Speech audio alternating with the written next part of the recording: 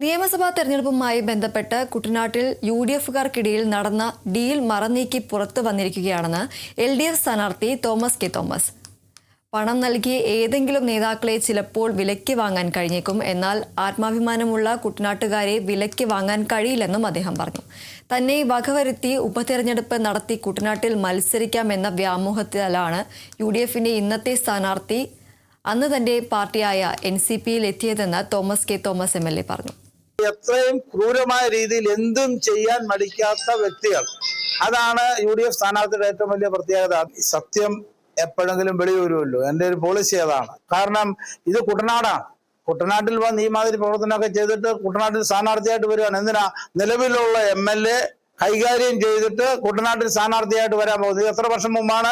2022 നടന്ന സംഭവമാണ് പറയുന്നത്. തെളിവ് സൗധം കൊണ്ടുകൂടെ. അപ്പം അന്ന് തുടങ്ങിയതാണ്. ഇന്ന് അദ്ദേഹം കുട്ടനാട്ടിൽ സ്ഥാനാർത്ഥിയായിട്ട് വന്നിരിക്കുന്നു. അപ്പൊ ഇതിന്റെ പുറകിൽ വേറെ കളിയൊന്നും ഇല്ലയോ?